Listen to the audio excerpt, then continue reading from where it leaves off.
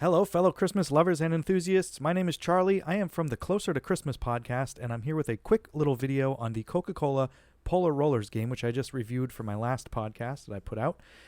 This is another game from FUNKO Games, and this one has to do with the Coca-Cola Polar Bears that come out with their Christmas commercials every year. I wanted to show you the contents of the box and just show you a little bit about how the gameplay is. So when you open up the box, inside of the box you have snowflake imagery there. You have your instruction card. Tells you how to play the game in here. Has all the parts, how to win the game. It comes with a mini dry erase board. You're going to use that to keep score. Then it comes with all of your point tiles. There's a red side and a blue side, so you have nighttime and daytime.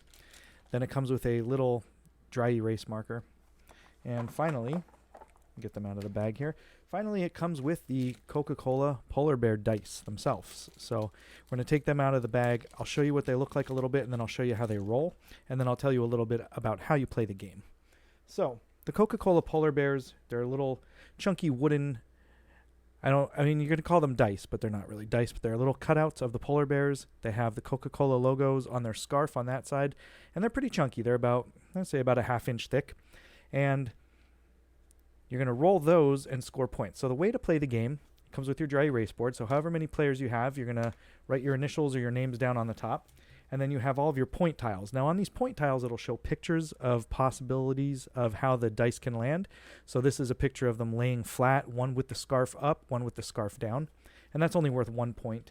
Then you have one that's upside down, kind of laying on its back. That's worth 5 points.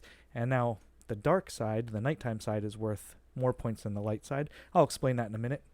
But here's another one upside down. So you have some that are the same images.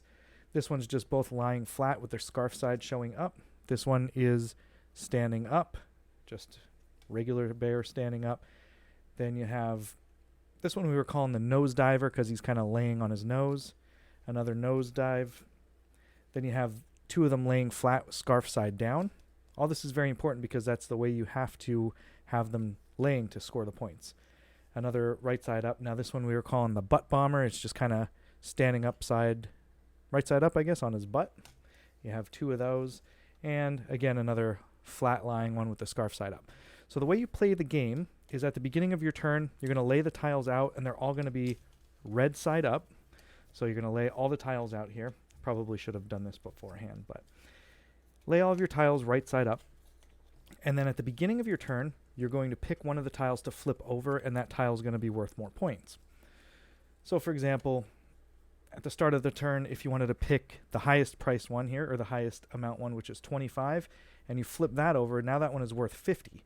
So you're going to take your dice, your bears, and you're going to roll them. So I have a box here. I'm going to bring it a little closer to the camera here just to show you.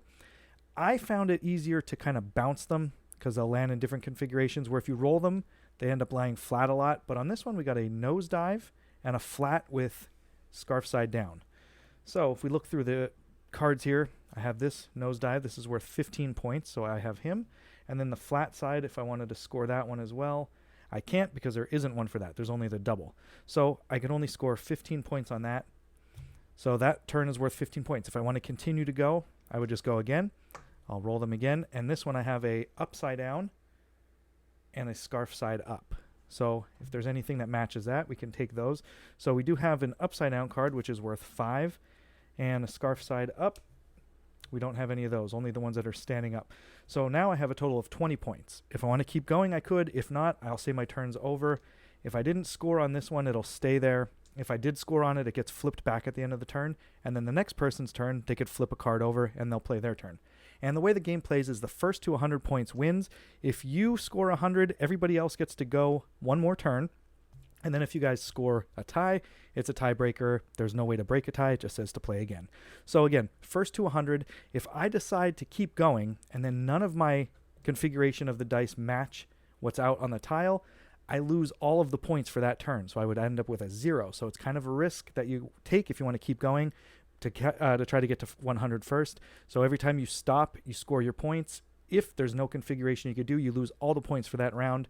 And again, first to 100 wins. So now I'm going to take the time here to just bring this a little bit closer and show you some of the ways that they land when you roll them. Because there is some reviews that say they don't land properly. But again, I found a bounce works the best. So this one landed standing straight, and this one's a nosediver. And I'm going to roll a couple just like regular dice. We'll see how they land. See, again, we got a flat and a standing up one. And an upside down and a standing. So I would say if you were a fan of Coca-Cola and the Coca-Cola Polar Bears in general, I would pick this up. It's a pretty neat, quick play game. It's compact. You could take it with you anywhere, even if you just ended up taking the polar bears with you and using them to roll around just for fun.